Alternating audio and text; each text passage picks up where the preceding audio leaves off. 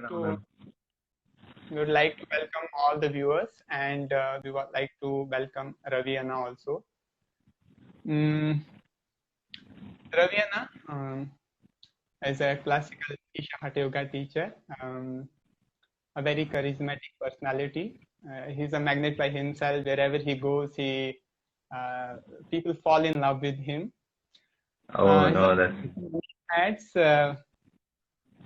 By qualification, he's an engineer. By profession, he's a banker. And by heart, he's an adventurer and explorer. So today he's also the founder of organization called Yogaratova. He's doing so many activities under it.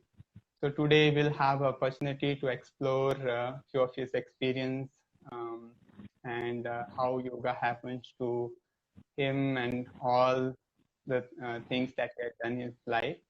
So we want to thank you once again, Anna, for giving us this opportunity to explore your life, and we welcome you for this session. So if you would like thank you so much. No, thanks for the kind words. I try to live up to the expectation that you have on me.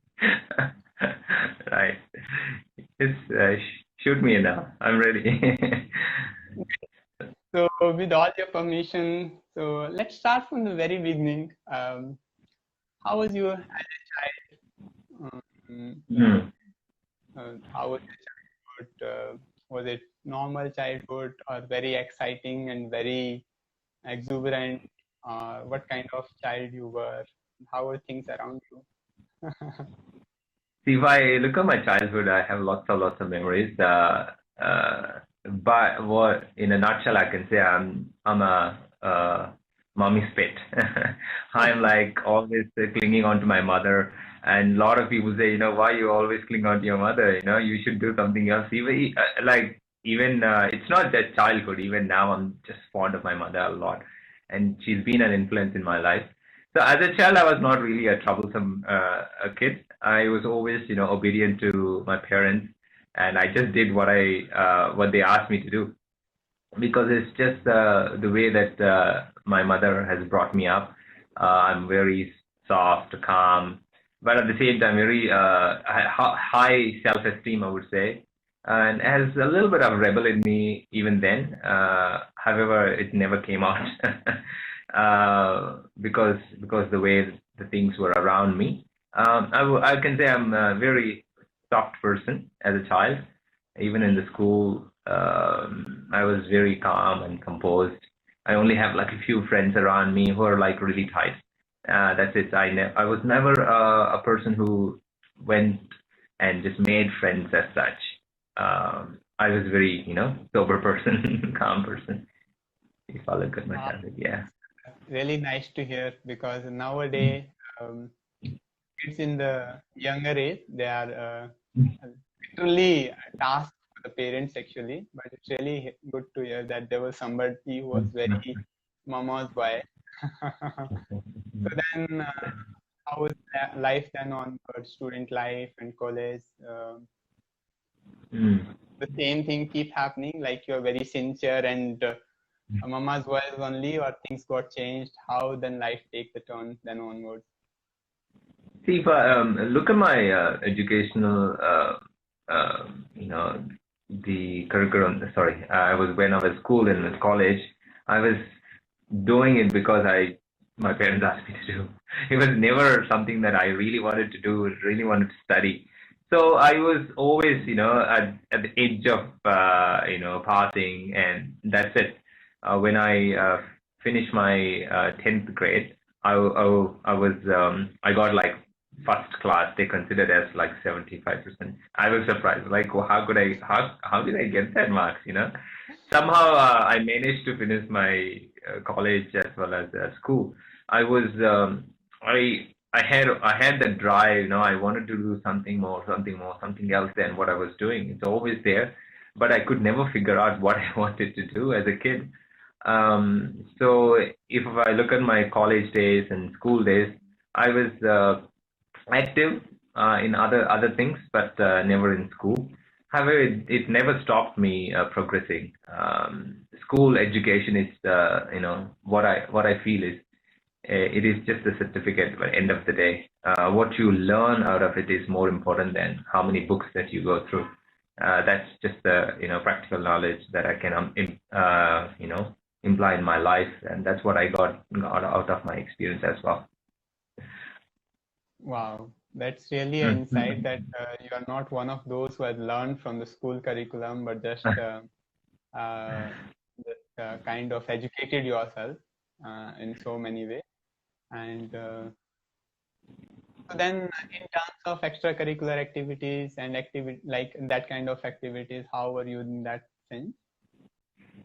So if I was always active, even when I was a kid, in the school, in a college as well. I always wanted to do more and more in terms of physical. So it never occurred to me being physically fit is something necessary. I was always active. I was active in, I used to do martial art, and NCC was always part of me, like when I was in school and National Cadet Corps. That's something that I was very fond of. I joined because I looked up to my brother. He used to go NCC and he used to wear all this uniform. It looked very cool. And I always thought, no, that's the coolest thing that I wanted to do. So when I was in 8th grade and I joined NCC and I was so like into it, they made me as like a group of a leader, as a leader of the group. And I used to do a lot of campings, forest campings and monthly camps. They put me into a basic leadership camp where you go and live out of cities, and with the army, basically you get trained as a soldier.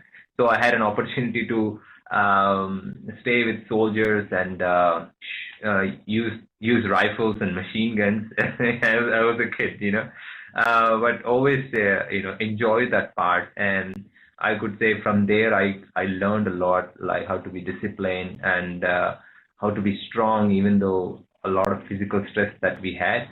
We used to push for that age. We used to push a lot, and the best part was we always connected with the nature because in the camp, so we used to sleep on the floor, and we had tents. We have to build our own tents, and that's how it was. I always connected with the nature, so that's just become my second nature.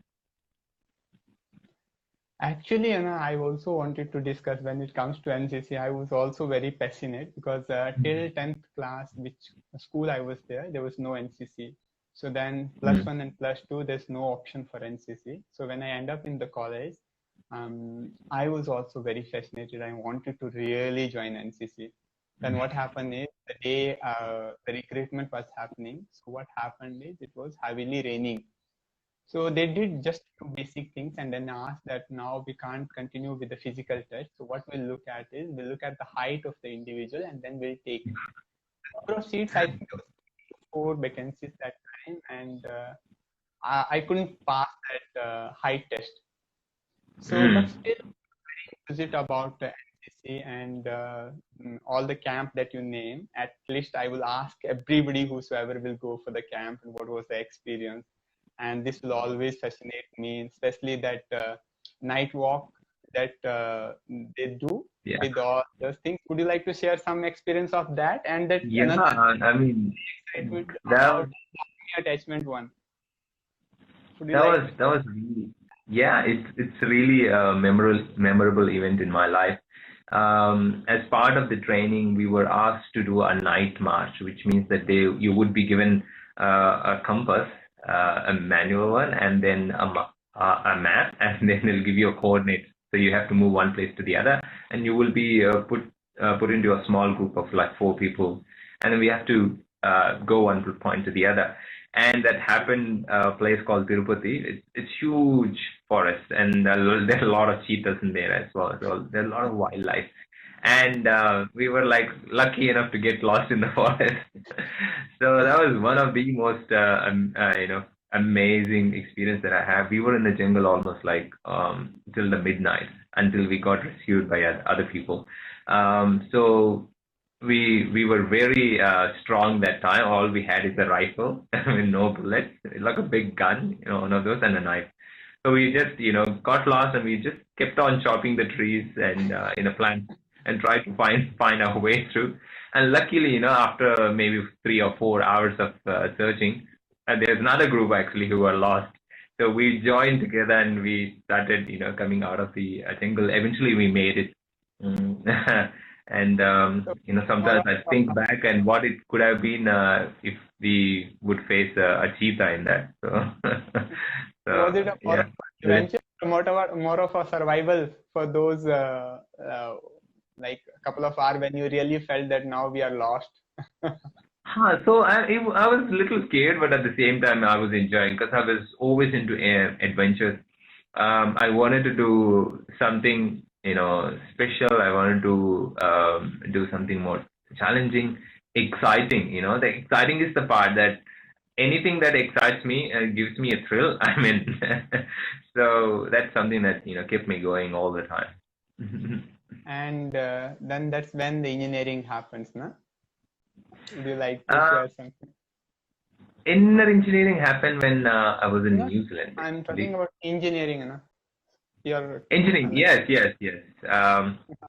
I I did my certificate in diploma in tool making okay, from Central Institute of Tool Design. So it's a specialized a course. It's only one institute in India, and they have like 20 seats to fill up. And I had to compete with 1,000 other people. And as I said, I was always just the person who just passed and somehow managed to finish the college and school. That time, I really wanted to do make it into the college. So I studied really hard. That's the first time I studied with my heart. And then I managed to get like a second rank in that list. So I was the second person to get the seat. Yeah, there things changed. I was exposed to a world where till then I was with my parents, and then I have to come out of the home, and then things were so different. I learned my lessons and how the real world is basically. Yeah, so from there, I would say my life it was it wasn't a fast pace. I did the course and straight away I got the job in Chennai, a city called Chennai with a prestigious company called TVS Lucas. And yeah, so that was my proper first job. So I enjoyed it thoroughly, living in Chennai in such a great culture. If anyone from our audience in Chennai is like, I love you guys. Chennai is one of the best places I've lived. The culture and the art and the language, I really enjoyed it thoroughly. Mm.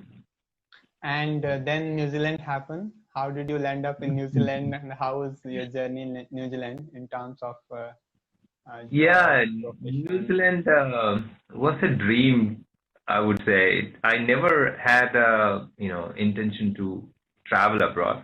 All I wanted to do is connect with nature and stay close to a lot of trees, a lot of water, a lot of, mountains. Not these kind of things that I wanted to be with, but never thought New Zealand would be my place to go to.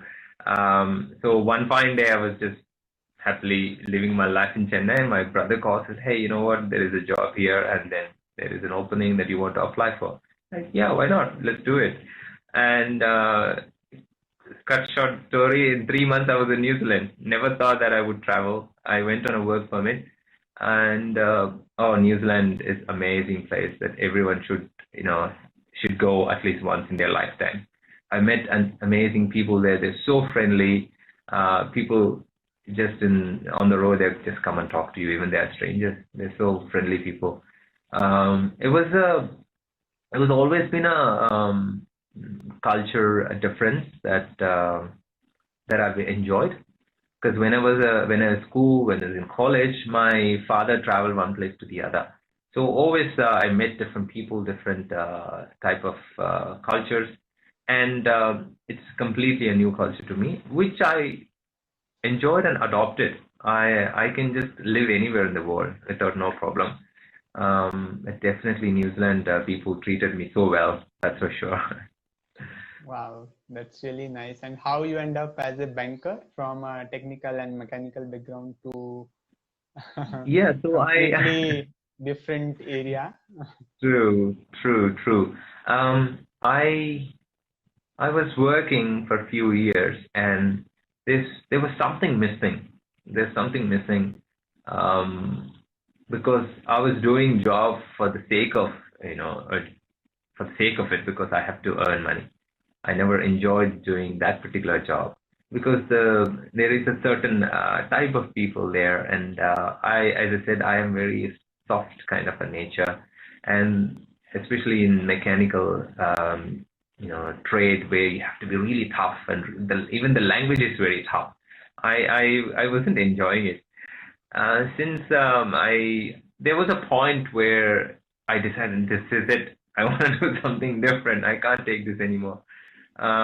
There was good money in that, really good money, because it was one of the high paying jobs at that time. Then I decided, oh, it's not about the money. It's always, when someone asked me when I was a kid, even as a kid, someone asked me, what do you want to become when you grow old? I said, I want to be happy. That's what I used to, my mother used to say that, you don't want to be a doctor and engineer and whatnot. No, I want to be happy. So I don't know where that come from and where I learned it, but that's been my mantra in life, where I said, doesn't matter what you do, you have to have certain happiness in it, doing it. So then I decided, okay, what I can do, what I want to do is to connect with people, to help people. That I enjoyed the most. Then I decided to go with customer service. So that's one great thing about New Zealand is, as long as you have the ability to perform the job, they're ready to take risks and give you the job to you. I come from a completely different background, and they saw some potential in me. So I started with a small job, as a customer service representative in a call center, and they gave me this opportunity. And within 1.5 years, I was able to go to a stage where I started leading a group of people, became a team leader. So I'm always thanks to my team leaders. There was like Srini, and there was Murray Simpson, and a lot of other people who encouraged me to bring the best out of me. So as I said, if you have the potential, it doesn't matter what your color is, what your race is, where you're from. There always, you can find opportunities. You just ignore the negativity. You just focus on what you want to do, and if you enjoy what you're doing, people will eventually recognize that. That's what happened to me in New Zealand. So I became a team leader, and I enjoyed it thoroughly all the time, all the way through. I enjoyed it, even though it was quite challenging to me. But I love challenges. I faced it, and it was a pleasant journey. Superb, Anna. Yeah, as you mentioned, you are a people person, so that's how the way you are describing it's going in that direction only. We have seen you how you are in the Hatha Yoga school also, so it naturally comes to that point that you're very comfortable with people and very supportive, very caring for them. So then what about these a lot of pictures of hilltops, trekkings, and even skydiving, white river rafting. So this journey of adventure, and I think New Zealand is the best place to do all this, because this is also known as the adventure capital of the world. So was it extension of what you were trying to explore through NCC, or what was happening in that front parallelly? You can say that because when I went to New Zealand, it's like a lot of freedom. I had a lot of free time in my hand, and the lifestyle there was great, because people not just into just job and savings, they enjoyed their life thoroughly. They were into a lot of activities. That's what people around me thought in New Zealand, and that was my nature anyway. So I always wanted to try something new, and I was after thrill. So I started exploring. Anything gives me anything takes me close to danger, I mean. So I started exploring few options. So that's how I ended up doing whitewater rafting, and skydiving, bungee jumping, and you take whatnot. I've tried most of the adventures that you can find in New Zealand. And because it's so close to nature and it's like a paradise, New Zealand, I used to enjoy bushwalking, trekking, and mountain rock climbing and whatnot. All these things are quite easy and natural to do there. Yeah, that's how I ended up being there and doing things. So nice to hear, Anna. And how was that few second fall from 15,000 feet? 15,000 feet or meter?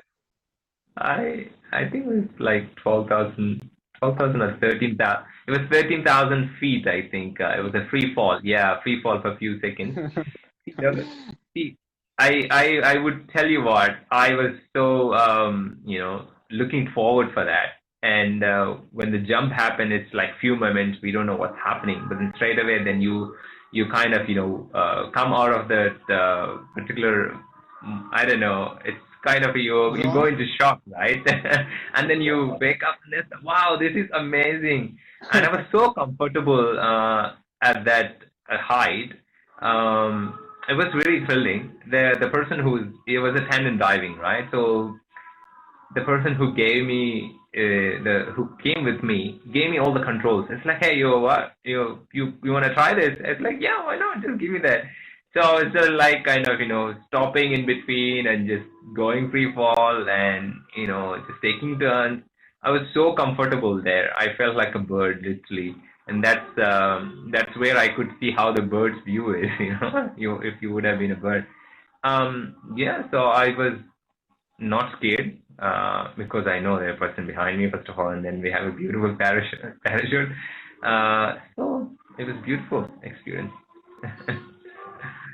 And another adventure that you did, I just want to show something to my all the viewers also. I don't know how clearly you'll be able to see, but I want all of you to see and recognize who is this person. Are you able to see, viewers? Can you write something on the comment? Person? It's not me.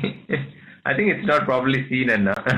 That's good. I think the screen, it's not very clear, but those of you viewing us, this is one of the performance that Ravi and I did. He's a classical dancer, Bharatanatyam dancer.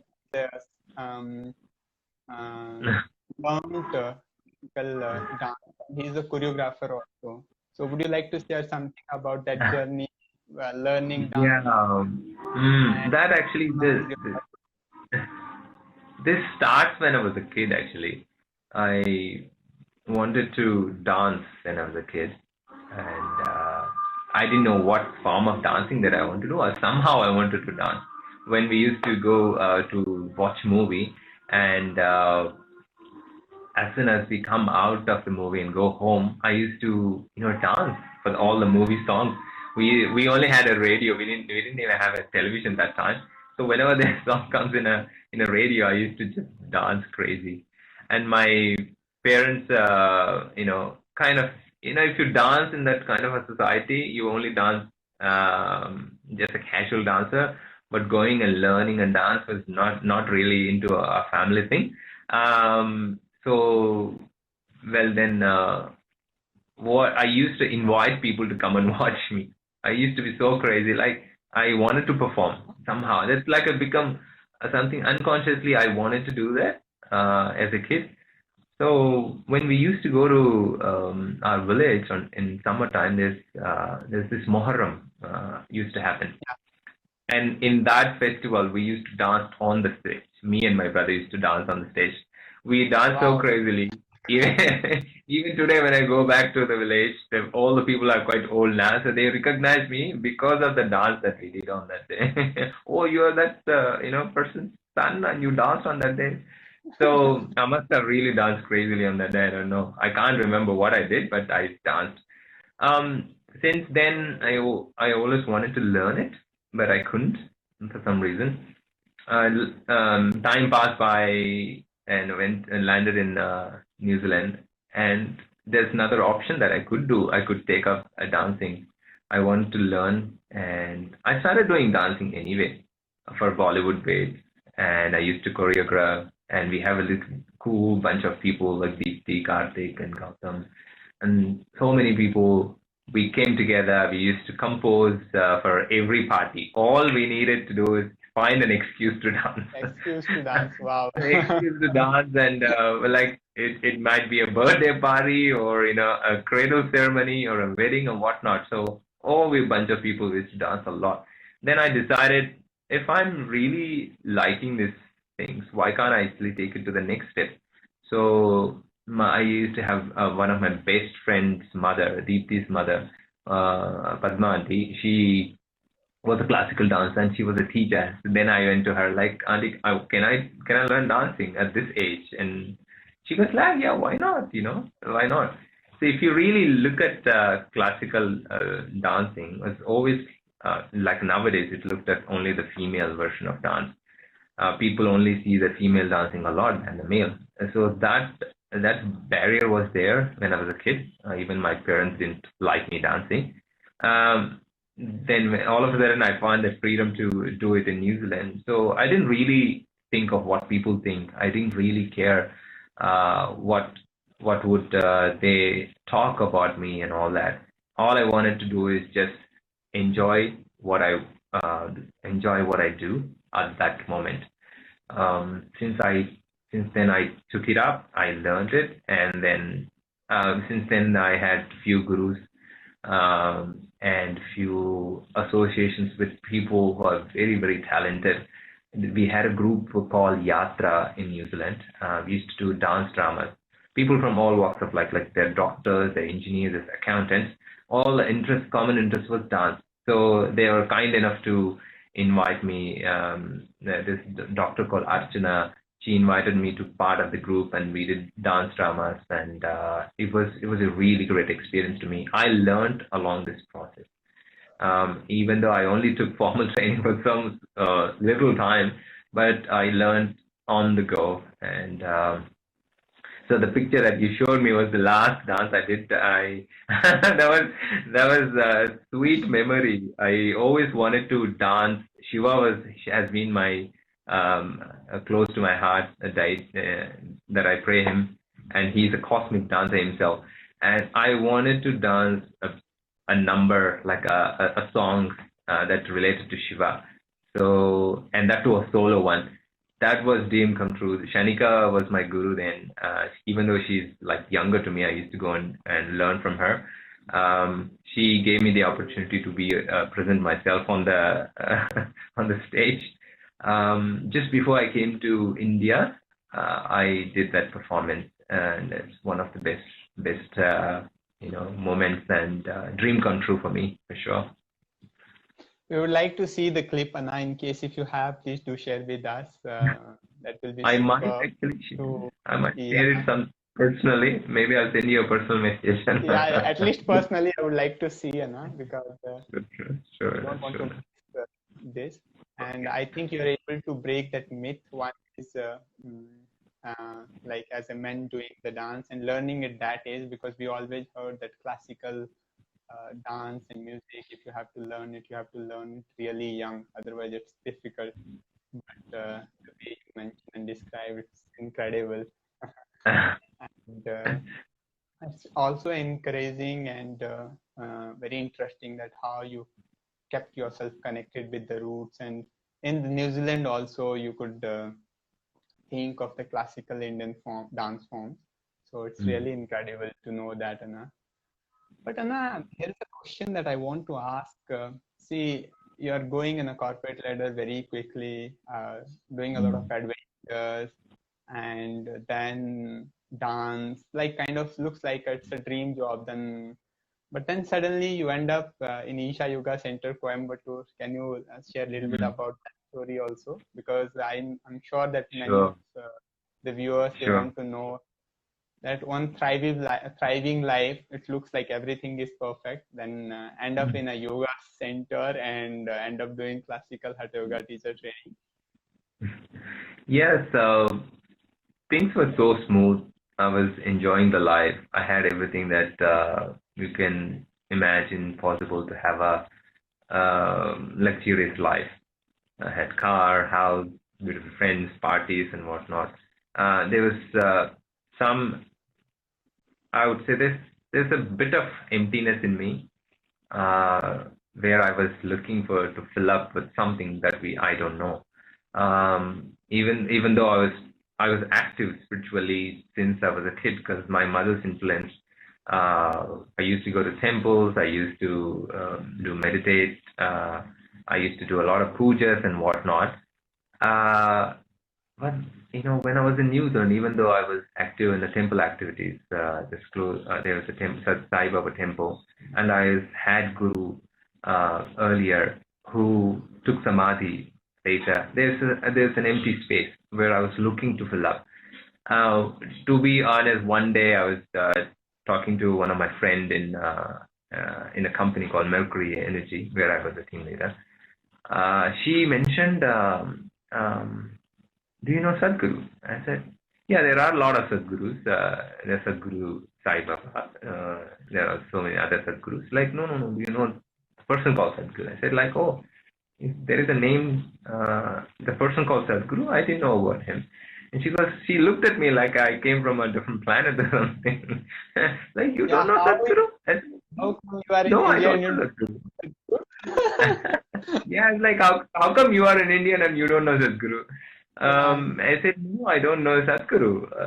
So that is the first time that I heard about Sadhguru. And then I kind of ignored that event and then I moved on. And later one day when I was browsing on Facebook, I came across this video where this person sits so majestically and have this beautiful, Indian attire with long, big beard and long beard, and has this powerful voice where he talks about how Indians are actually following US people, where whatever US people do, Indians are doing. If they wear pants and down their buttocks, they are ready to do that. So what he says is, I am trying to make US people meditate so that Indians start meditating. That that's one thing that I always appreciated is my culture, my art, Indianness in me. Then I straight away clicked, and it's like, oh, this guy, this is what this is the person that I connect to because he talks about Indianness, he talks about culture, he talks about great things what Indians can offer and do. And then that's one video just changed my life completely. Since then, it became an addiction. I watched one video after the other. So that kind of gave me a complete different perspective about life.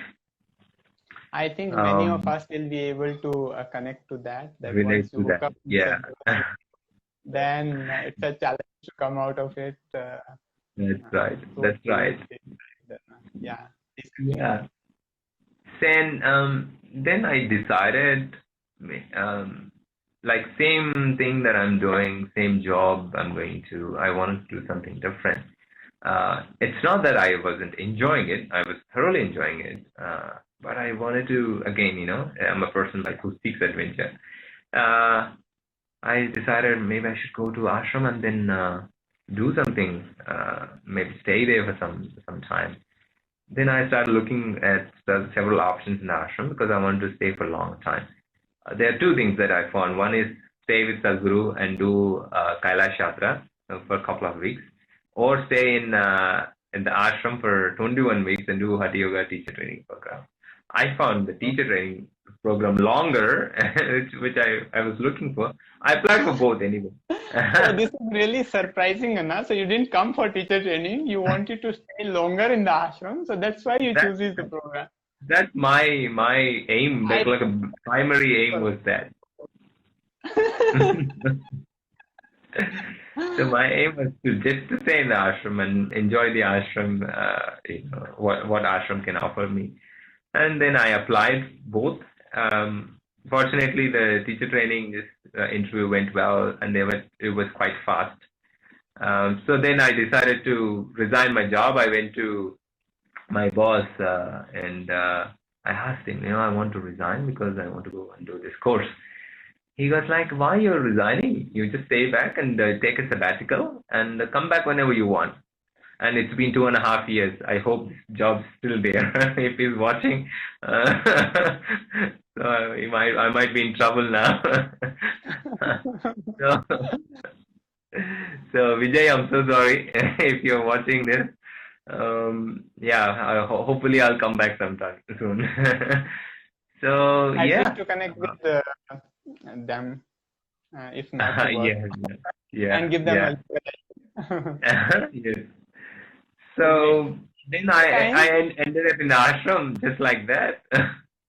So till this time, when you're saying that you have registered for the program and your registration went very smoothly, you have already done inner engineering, or you have yet to do inner engineering? Like, when did you do your inner engineering? To be honest, I did inner engineering because it was mandatory to do inner engineering to Teacher, become a right? Hatha Yoga teacher. Inner So even though I did online inner engineering when I was in New Zealand, there was no center that time, so I could not finish Shambhavi Mahamudra. I was because I had to go to Australia to do a course, which was costing more than if I could come to India and then do inner engineering. So I decided to, and the school was kind enough to agree to that. So I said, I will do inner engineering when I come to ashram. And then I joined the course. They were like kind enough, and there was one course was happening. So it was the best time that I had and the best moment of ashram. It's the right way to enjoy ashram as well. I had this best experience because I was the first time that in the ashram. As soon as I walked into the ashram, I was like, I can't describe. It was out of the world. There was a lot of greenery and big temple and this rocks everywhere, beautiful flowers, ponds, and people are so warm and nice. There's certain calmness in them, and are surrounded by mountains. And there was the best time to go there is during monsoon and after monsoon. I went there in July. A So lot good. of literally on the mountain, you can see this waterfalls everywhere. And I was Okay. like, amazed, what is this place? Is this like some kind of a, paradise or something? Uh, best experience that I had, and I went through this beautiful course, inner engineering, and I was initiated into Shambhavi Mahamudra, and it was a turning point in my life. So we'll little bit fast forward here, Anna, and then we'll quickly come to how was those 21 weeks? What was that? Because many What of was the that? Can Hatha you come teachers again? are already viewing us, and many more will view us. So how was those 21 weeks? 21 weeks. Yes, yes. Yeah, weeks. I don't say it was easy. If I say I would be lying, but it was blissful for sure. Definitely. I'm talking two different, completely two different faces of a coin. I knew that it may not be easy for me because I come from a different background. And when I went there, it was like training in the morning, training in the evening, and on top of it, I have to do my Shambhavi Mahamudra Mandala twice a day. And the whole process brought so much of transformation in me. And there was so many barriers that I broke, so many compulsions that I get over. And it's a whole beautiful experience. And this is something that I enjoyed thoroughly. And I saw the change in me day out, day in, day out. I kept quiet actually. I talk a lot, like when I changed my personality when I went to New Zealand, and you can see I really talk. And when I went there, I was not quiet. I was silent, basically. Like I always wanted to observe silence and be in silence.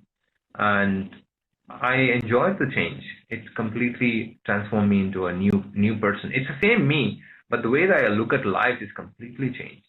I enjoy even little things, and now I look at every person differently and as they are. I can say, and as Sadhguru always says, you look at the person as if you're meeting the person for the first time. That I was able to, bring that in my life. I'm sure many teachers who are viewing us live or will view us later, they will be able to connect with it, because Adi Yogi Alam is like a womb for all the teachers, and in so many ways, we are reborn there. If you can't say that reborn, but many way we have like the basic within us in terms of experience reality of life. I'm saying that it's complete rebirth actually. So Absolutely.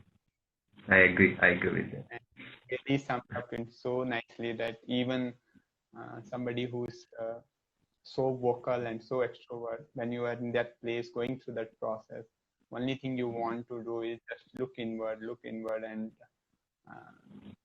feel so much Absolutely. complete, so like it's difficult to put in the word, but yeah, still you're able to put it very nicely. So yeah, and And, that kinds of at this point, many of the teachers, they could relate it so very well that they will also go to that journey once again in terms of what they experienced with those 21 weeks. So Anna, we'll fast forward a little bit from here. Then after your teacher training got over, were you directly into the teaching, or how was it? Like immediately you start teaching? so as I said, you know the purpose of being there, and then the time comes where I have to leave the school. So it was a shocking for me, especially I was in denial. I really didn't.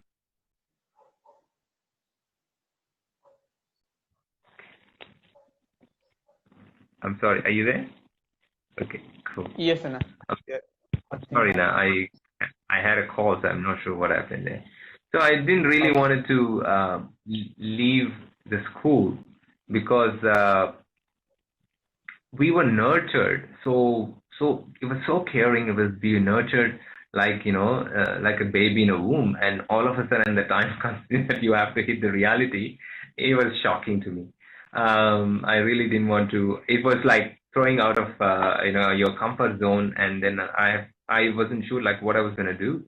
Then I stayed in the ashram and did volunteering for 3 months. And I Teaching was not something that I did. I was pushed into it. I was doing the volunteering, and everyone started teaching because people who were in the schools, they were given different opportunity to teach. Then I started having this thought, maybe I should teach. So one day there was an option to given to everyone that you can teach something called Angamardana. It's a really beautiful process to kids in school, Isha homeschool. Then no one was ready to take up because it was a huge challenge. We were just fresh out of Yeah. the school and still trying to come out of our comfort zone. Then this is it. This is the chance for me. I said, maybe this is it. This is what I was thinking.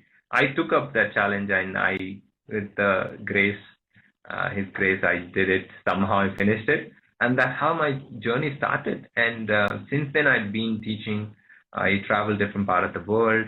I travel different part of India, and I continuously teaching. Even today, teaching didn't stop. Even today, even in this COVID season where I can't go out, I'm teaching online. So teaching has always been part of my. It's just become part of me. I did so many programs with the ashram. I became a foundation teacher. It's a great pleasure to be a foundation teacher where you get the opportunity to go and see different people and be with different volunteers and be able to touch many lives with this tools of yoga what Sadhguru has offered us. I feel so privileged and blessed to become a teacher. And recently, last year, we did in Hyderabad something called Classical Hatha Yoga Festival, where we had 600 people registered for that.